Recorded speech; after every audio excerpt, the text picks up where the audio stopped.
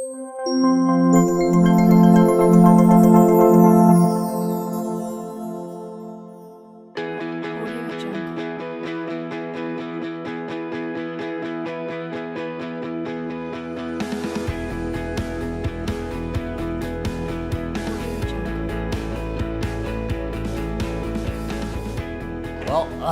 I am Lonny Hoy. I'm going to take a seat if that's okay. I've been standing all day here. So I guess I'm here to talk to you about my addiction and building homes. I appreciate everyone coming out. I'd just like to thank Service. Thank you guys for putting this on. It's kind of real. It's surreal for me to do this because if anyone that knows our company, we're fairly humble people. We don't have big egos. We don't spend a whole lot of time looking back at our successes. I find that for me sometimes it distracts a little bit from looking to the future and where we're going. So that said, it was an interesting couple of weeks to sit back and look a little bit, talk to people in our organization and think about some of the things that we've done in the past that have been successful. So by no means are they big secrets or anything like that, just some of the things that have worked for me that I guess I'd like to share. I got about 3 or 4 points today just to talk to you guys about. And if you can take them and they work for you in your personal lives or business lives, then great. I'm happy to share. So,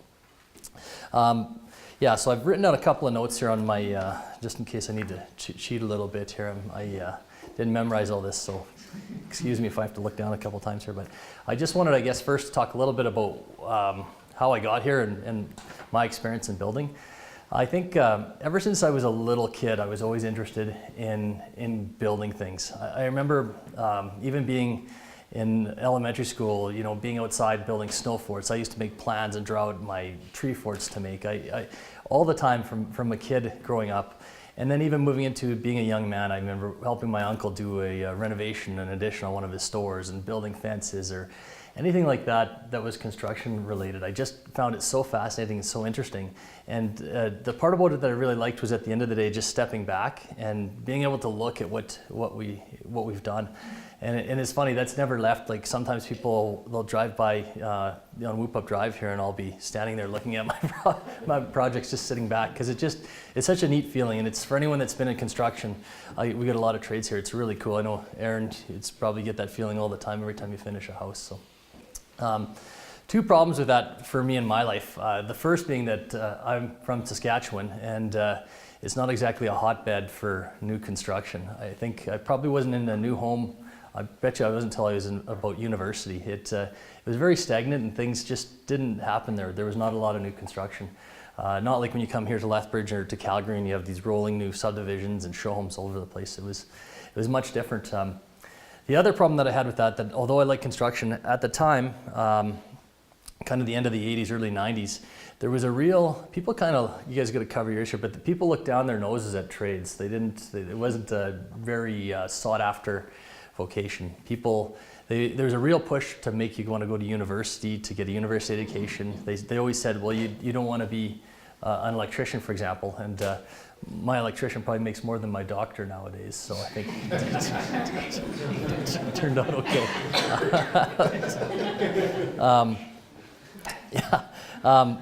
So I actually went through my 4 years university, and then I was truly unhappy with what I was doing. So I did what pretty much like half of Saskatchewan does. I moved to Alberta along with everybody else. Landed here in southern Alberta in 1997. And as Randy was mentioning, my first foray into business, was down in Waterton. I had worked through university working in restaurants, and we had the opportunity, myself and another friend, to take out and to take a lease on this restaurant for a summer and try it out. So, a kid from Saskatchewan coming out, this was like a dream. It was just so different than anything else I had done. I remember at the time, I didn't have a family. I didn't have a lot of commitments. I had borrowed $5,000, and he had also borrowed $5,000 to kind of get this rolling. It's funny. I was looking back through Corey Med's videos, and his were very similar, being in the restaurant business, where he also had $5,000 to start this up. But we maxed out our credit cards again, just naive, didn't know a whole lot about what we were doing, but you were young. You could just roll with it. If it didn't work out, there's always something else. And that was kind of my first business experience, and it's really where I cut my teeth in business. I learned so many things, and just going in there, I mean, we learned a lot of things about relationships. We learned about accounting. We learned about lending. and learned mostly about making mistakes. I went in there just like every other boss. You try to be authoritative, and you've hired all your friends, and it was a disaster off the start. But by the end of those, well, we had the business down there for 6 years. The last couple I wasn't down there. I had just learned a ton about dealing with people and how, maybe that was the benefit of being young, is you just kind of gotten out of that industry and you knew how you wanted to be treated. And it really shaped the way that I wanted to treat other people. And yeah, so did that for a couple of years down in Waterton. And then it started to get a little bit old, and I was kind of at a crossroads, and I was engaged to my wife Shauna, and thinking about what we wanted to do. Took a kind of a summer off, and construction was always kind of there. I just thought, this is really something that I want to do, but it was, again, scary. So we thought, you know what, I'm going to do this. I'm going to take the plunge. So we moved down here into Lethbridge, and what I did was I called every home builder in the phone book. Back then we used the Yellow Pages, but called them all, and the ones I got through, they pretty much told me to pound salt. There was just, you know, I wanted to get a foothold, and I didn't know how to do it. So actually, one of my future competitors, or one of my competitors today, was building houses at the time, and I chased down their site foreman on one of the sites and just kind of hounded him until he gave me a job. And I had a couple of guys with us, and he said, "Yeah, we can. Oh yeah, we can frame houses, no problem." And not a clue. Like, I knew a little bit, but not. That's one of my lessons. One of my points afterwards too, I'll talk about, is that it's easier to make mistakes on somebody else's dime if you can. I'll tell you. But it was an experience, and you know what? We learned a lot about building houses off the start. I did that for about a year working for this company, and then did it the right way. Went in and said, "Listen, I think I want to go and try and do this on my own," and tendered my resignation, and waited in line with the 4 million people at the city of Lethbridge looking for a lot in Riverstone, and got it, pulled our permit, and great, now what? It was interesting. We had, at the time, after the years in the restaurant, we had taken that $5,000, turned it into about $80,000. So it wasn't even enough to finish one house. Went around, talked to a bunch of different lenders, and this was actually pre-service time. I was dealing with another institution there, and they said the same thing. "Well, we'll lend you for one house," and I said, "Great, let's give her." We got lucky. At the end of that house, someone came along and liked it, and it was like, thank God, this is good. This is going to work out. And then went and picked up a couple more lots and just kind of kept going. Went back to the bank, and they said, "Sorry, you're too small. We don't think we want to deal with you." I won't mention which institution it is, but and that kind of led us on the path that led us to service and to get working with them. So it kind of just, you know, in business, you have to deliver, but there's a little bit of luck in there too. And we came into a market that was really good. You still have to work hard, but we just kind of grew it from there. So the first year was one house, and then 3, and then 7, and then 11, and got to the point one year we did 52 custom, like fully custom houses that were just, it was like we were working around the clock to make these. I look at it now and it just baffles me. And in the last couple of years, as we've grown it, we've gone into different markets. I think we did 112 doors last year in permits, and we've expanded into doing things like land development, which it's really different than what we started, but very, very interesting. And having to adapt with the ups and downs of the market. Now we're doing our multifamily projects. We do standalone little boutique developments, and it's a different creative process and really very interesting for us. And it's just been an incredible ride and a lot of fun. The company has done very well. We have won many accolades. I think a couple of the highlights, we do a lot of the awards. I guess they're called self-awards, where you go to the home builders and they give you an award for the best kitchen, and everyone kind of wins those. But some of the ones that stand out for us, we actually won an award of distinction for small businesses from the Alberta Chamber of Commerce a few years back. That was an incredible experience to go up to Edmonton and be in a room with 400 other businesses. They had like Husky Oil and all these other, and it was amazing. We worked with the city of Lethbridge and the college on Living Home. That was a really great, rewarding experience again, where we won an award for from the Minister of Municipalities, province of Alberta. South Grow Regional Initiative for innovation. There's kind of a list of some different things, and I like those kind of different projects. It's what kind of keeps us on our toes and interesting. And as well, some of the things that we've been able to do now as a company. We did a charity house, I think it was about around 2011, 2010, somewhere in there, in Riverstone, where we worked with a bunch of trade partners. I don't know if you guys remember, we called it the Flip for Food House. They were originally trying to find an old house to fix up and then finish it, sell it, and donate the profits. So we actually got on with them and ended up just doing a new house, worked with a bunch of our trade partners, and at the time we were able to raise $100,000 for the food bank, which they were able to use that as a deposit on their new building where they're at in the old West Winds building there. And it was, again, little things like that. We've worked with, I don't know, probably 1,000 sports teams, Bev. They're always at our door trying to help out kids. We do a lot of things, soccer center, and that's really important to our company. It's almost as important as anything else we do in the construction. So that's a little bit about Cedar Ridge and kind of how we got here. I'm sure that most of you guys are kind of familiar with our company. It's been interesting. Again, to take it from $5,000, I guess 21 years ago with our first business. Our last project that we're just finishing up here is $35 million. So it's, yeah, I cough when I hear that too.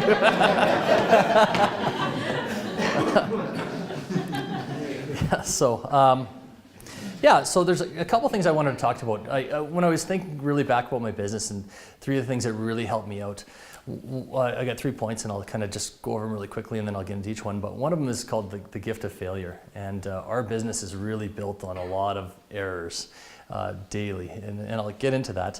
One of the other things that Randy touched on too is planning for success. For us, I'm a big time planner. I drive my staff nuts. But I talk a little bit about how that's worked for us and some of the good things and bad things. And the last thing is just empowering the people around you. I have a very distinct and different management style or leadership style than most other businesses. It's very different. And yeah, I'll touch base on that and then just talk about just how I measure success to wrap it up. So I'll try not to go too long here, but anyways, starting out with the gift of failure. One of the things that people don't realize about us as a company and me personally is that I fail constantly. Most successful people do. Our company on the outside looks very polished and perfected, but it's kind of like these show homes in a way. Actually, when you think about it, you're selling an illusion. People don't really live like this in real life. In real life, you've got stuff all over the place. You've got your underwear on the floor. And in a lot of ways, companies are like that too. To get to the point we're at, we've made a ton of errors. There is no home building school that you can go to. I can't walk into my competitor's office and say, tell me about home building. It just doesn't work like that. Unless you've inherited your company from your dad or your mom or someone in your family, you've got to learn all this stuff, and you do it by making errors and a ton of errors. If you can imagine how many things can go wrong as a contractor, saying the wrong thing to a client that loses you a sale, you're constructing something that you build wrong, now you got to rip it apart, or even something as simple as us drafting a spec house and it doesn't sell and it's sitting on the market for a couple of years.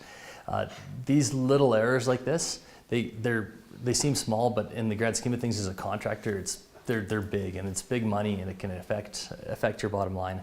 So one of the things very early on that I learned about, or I thought about with this, is that we have to take these errors and these failures or problems, whatever you want to call them, and really turn them in a way so that you can learn from them immediately and take the knowledge from that and adjust and kind of move forward. So it's hard to wrap your head around, I think, because a lot of, especially the kids coming up into the trades now, whether you call them snowplow parents or helicopter parents, where they're just kind of push everything out of their kids' way, they never let them fail. We get kids coming into the workplace now that have never, no one's ever told them that they're not good. And that's kind of sounds mean, but when you show up, you get a new job and you show up late every day for a week, and then you can't understand why you're fired because no one's ever failed you before. That's kind of what we're dealing with. And I think it's important that people should recognize that more, that failure is a part of life and that you're going to make errors. And that goes, I guess that changing that attitude was a cultural thing in our company. It was more than just me, but bringing that out in all of my employees as well, to let them know that it's okay to make mistakes. We have people that come in from other companies and they're so used to getting beat down or treated in a certain way that when they did make a mistake, they didn't want to tell anybody, they didn't want to admit it, and it was difficult to try and teach that and to try and make people understand, no, it's okay, we all have to learn from this, because they're going to happen. We're all human, and I mean, as long as you're learning from it, that's the key. You can't be doing the same things over and over and over and making the same mistakes. So, yeah, it's funny. I think back, and even some of the things that are really difficult. We had a project that we had started, I think, this is probably about 10 years ago where I have an estimator. She's a wonderful estimator, does such a great job for our company. But she had missed a line item in our estimate here, and it was to the tune of about $20,000 of an error on us. And, you know, when she came to me, she was just like distraught, like, you know, take it out of my paycheck, and really upset. And I kind of just looked at her and I said, what's 20 grand amongst friends? Inwardly, it was killing me. It really was. But outward, what I was telling her was something totally different. And we came out of that meeting with a plan. We said, okay, we failed at this. We've got a problem here. But what are we going to do with it now? And that's the point, I guess, is not to dwell on it. So immediately we went in and talked to some of the trades. Well, hey, we made a mistake on this house. Can we do this? Can we do that? So that was one of the immediate things. And then long term, just thinking about, well, maybe we should have a checklist on all these things. Maybe we should have different checks and balances. So that error, although it did cost me 20 grand that one day, long term probably saved me hundreds of thousands of dollars on projects by double checking these things and making sure, and especially when we get into bigger projects like down the street there. So just an example. Yeah, I've got a funny, some of you guys know the story about cheesy fingers. I mean, this is like a nightmare in business. Your employees in your business are kind of a reflection of yourself, and I had just another example of a failure, but I had a gentleman, I won't say who he is, working for me, and he had just started as my warranty guy, and I had built a house for a friend of mine who was an associate. He was telling me this story after he'd moved in, and he said, yeah, we, you know, on the edge of our cabinets, there was some caulking missing there. We put caulking between the tile and the countertop, and he said, so I called your warranty guy over to come fix it, and sure enough, he comes in, and he must have been eating some cheesies or something before.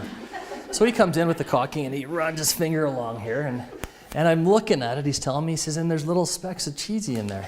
And I'm thinking, oh God. And so I asked your warranty, I said, shouldn't you wash your hands? And he said, no, don't worry about it. When it dries, you won't see that cheesy in there. And the funny part was that he was right. Once it dried, you could not tell there was any cheese. But to me, that's a failure. As a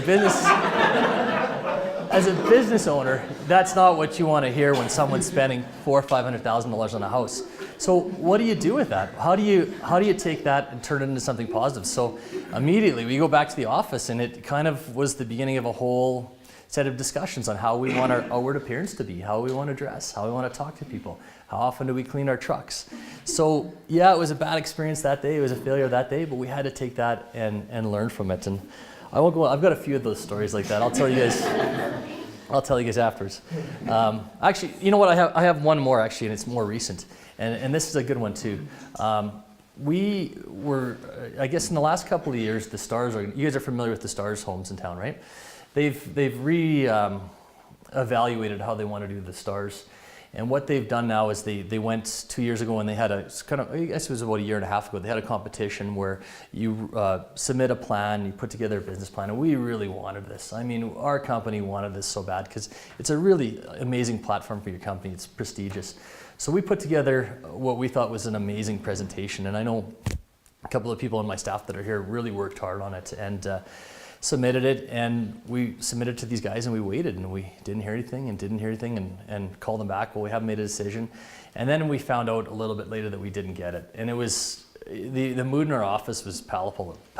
It was just, everyone was downtrodden, and right away it was like, okay guys, we failed at this. Yeah, it's a mini failure, but we got to think about this and learn from it. So trying to take positives from something like that, where right away I called the other builder that actually got this project, and I congratulated them, and I said, well, here's an opportunity to strengthen that relationship, you know, and it meant a ton to them.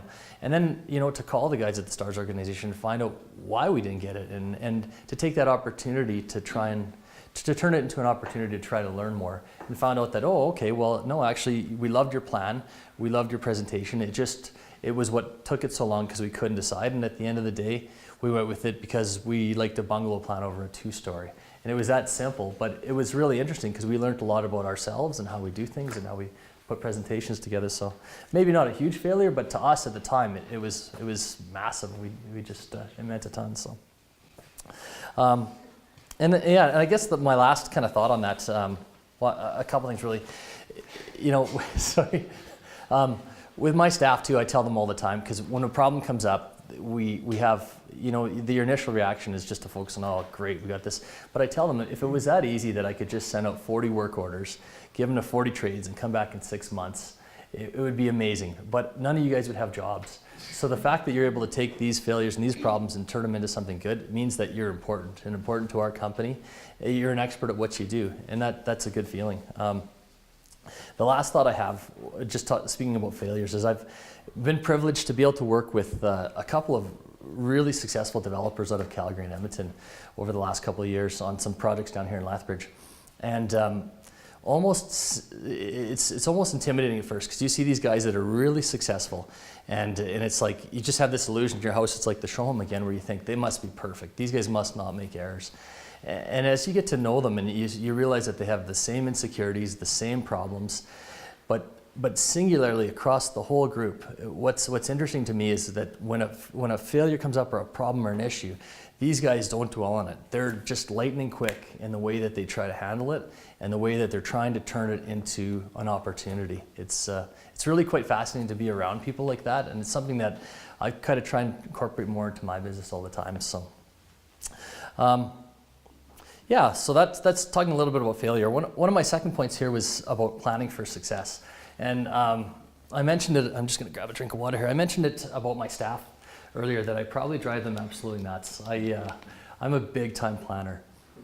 I think it's really important to set goals, and to put them in place, and always be focused on where you're going. It's funny, when Randy was talking about starting the business, I would write massive business plans they would take me hours. They would just consume me. I'd be up at night. I don't know if you remember, Shauna. And then like a week later, a house wouldn't sell, or would sell, because we're only doing like 3, right? And I'd have to change a whole business plan. And it was hugely time consuming, and it wasn't very efficient. I realized, I always knew that planning is really important, but in the way I did it, and the way that it was set up, it had to be more mobile. It had to be more flexible. So what I really did was I departmentalized it. And within our company even, we have different plans and different goals for different areas in the company, and then we have our main plans. And it was really interesting, because we met with Jeff last week, and we were talking a little bit, even at this level in our company, we still always have to have a plan and think about where we're going and how we're adapting and where we want to be there. And your goal, for example, in your warranty department might be to get your warranty calls down 40%. So those guys really have to sit in there and figure out how they're going to do that, or how they're going to get their list down, and are the things you're doing going to affect that plan. And sometimes your planning might not even be realistic. We talk about sales. Well, I want to increase my sales 200% this year. It's really great to have that plan, but it might not be achievable, but I don't even think that's the point. I think that the point is that you're always working towards that plan. You might have to adjust it, you might have to change it a little bit, but at least in the things that you're doing every day, it's important to work towards that. So one of the really big decisions that we have every day is in our industry is the acquisition of land. And that's, I get things that come across my desk daily for a project here. It might be yesterday I had an infill lot north of the hospital. There's a new subdivision going on outside of the city, and they all looked super attractive. These guys are all really good at selling, and you just think, yeah. And that's one of the things that we always have to take and measure against our business plan. Does it make sense for the type of product that we want to build? Are we going to make money at it? Or why are we doing this? Does it work with who we want to be? Do we have the capacity? That's, I guess, just an example of planning, and these decisions that are small to say, okay, I'll buy that. They affect the whole company, the company-wide. We buy a lot in Raymond to build a house. It affects John or Keith, or someone's got to drive out there an hour and a half every day. So we're always trying to think about these things and trying to be as efficient as we can in our planning. Yeah, and it's funny, we have different levels of plans. Like some of the things you want to plan for, you set your goals and you make them achievable. They're easy. And then other things we shoot for the moon. So with sales, for example, we try to be somewhat conservative in our plan. We try to make sure that we can hit it every year, because that's one thing that we just do not want to mess up on.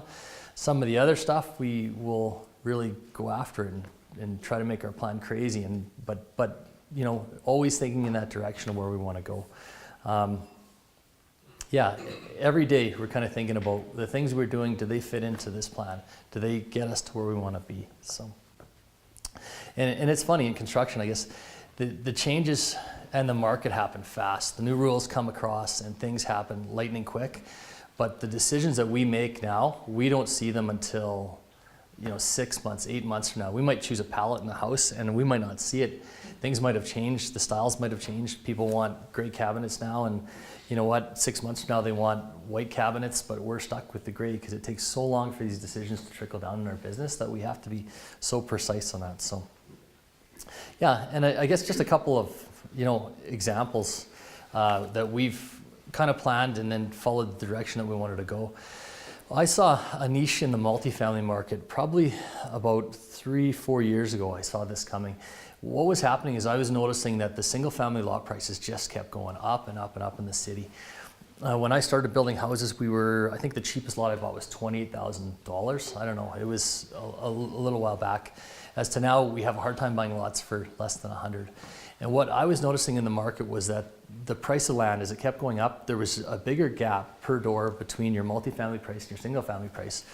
So we said, hey, we see opportunity here. What's it worth to you as a person living in Lethbridge, where we all like our yards, to live in a condo? Is it worth $30,000, $40,000, $50,000? And as that gap kind of grew, we saw that there was a market for that. And we actually put that into our business plan. We talked about it, how we wanted to move in this direction, how we wanted to go with multifamily, how we wanted to build, and it worked out really well.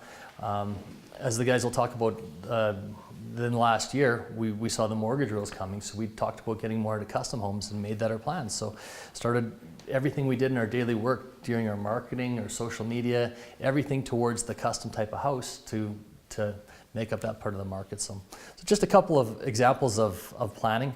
And I think even that if you're successful, you still got to stay on top of it. You can't stay complacent. Otherwise, you'll end up like Blockbuster Video if you're not thinking about what's coming. So and my last point, again, I just grab a quick drink here, is talking about empowering the people around you. I was mentioning that my managerial style is very different than most people. Pardon me. I don't typically notice it as much until I sit down with another business owner and talk about it, or what I was saying, sitting with someone like Eric and talking about it, and he's like, "That's really weird." No, I'm just kidding.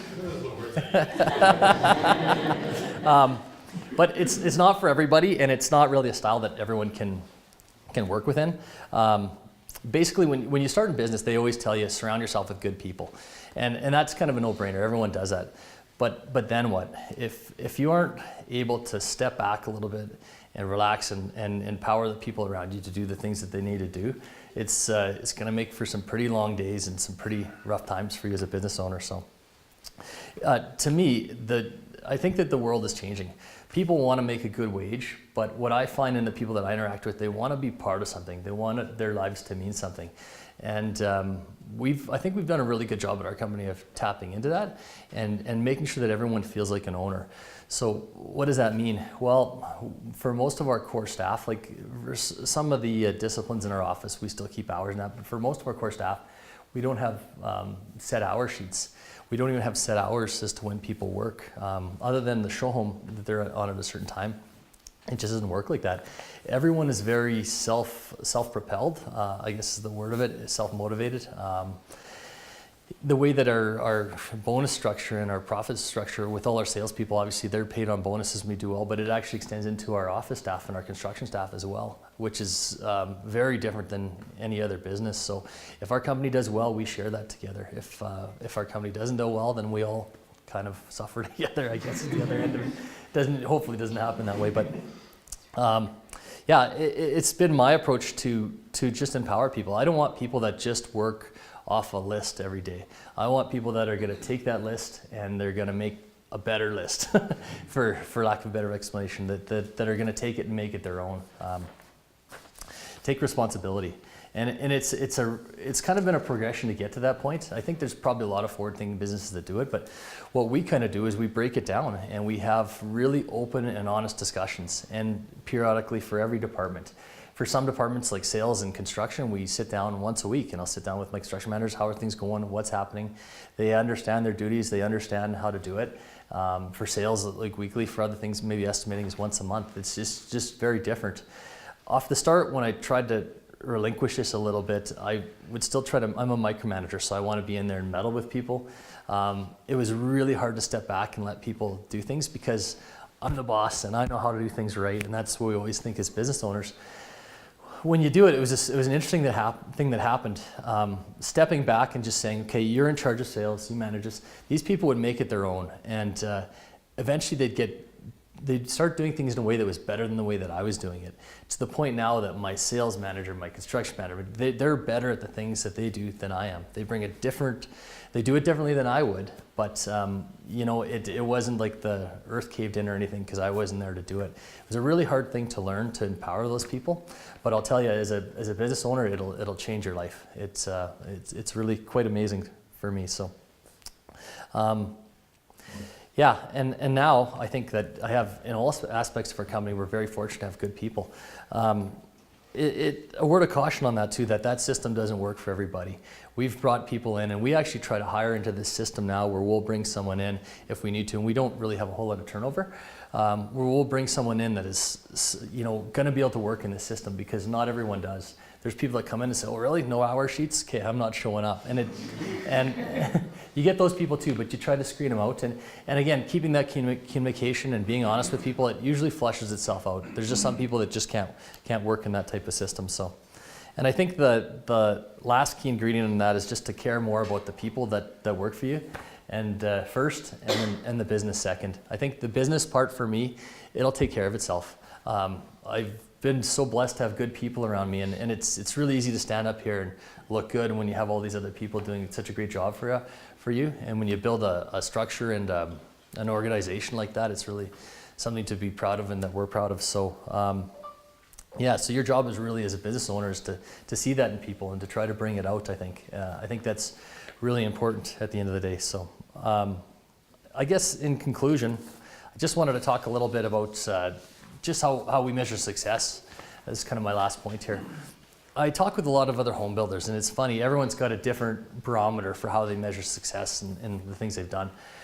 So for some home builders, it's the number of houses that they do.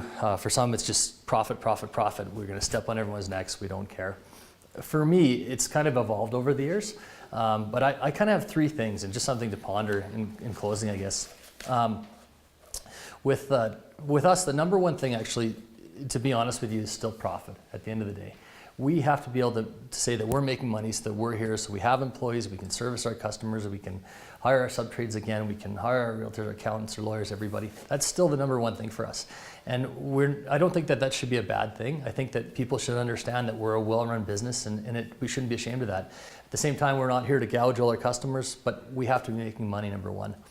The number two thing for me, and seeing how well our business is doing, is actually measuring the growth of the people inside our organization. So how are people doing, taking an interest in them? How is my salesperson doing? How is the guy that's working on my site doing? How are our sub-trades doing?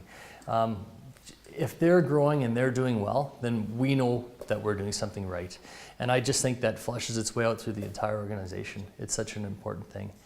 And then for me, the third thing in success is just, are my clients happy? Are we happy with the product that we're offering them? Are they liking it? Is the response good? But it has to be in that order. I tell you, if you don't have the first two, if you're not making money, it doesn't matter if they like your houses. And if you don't have staff that are happy and people that are growing, it doesn't matter, because you can't service them either at the end of the day. So just in closing, a few things, and I don't know if if there's something you can take out of that, but in thinking back over my years, I've been so fortunate to be here and to be in this market when we did, and to know all you guys, and it's been quite the wild ride. So and just a quick plug, I guess, too, for Service Credit Union. Randy and James and everybody there have been just absolutely fantastic to deal with. It was interesting when we came in off the start. I used to have to take my checks down from my lawyer that were like legal checks and take them over to my bank and get them certified. It would take a whole afternoon. Just some of the hoops that we had to jump through. And these guys really took a risk with us and believed in what we wanted to do, and they still take a risk with us. It's, we've high times and low times dealing with the market, and I just appreciate their friendship and everything they've done to help us grow our business. It's been fantastic. So thank you very much.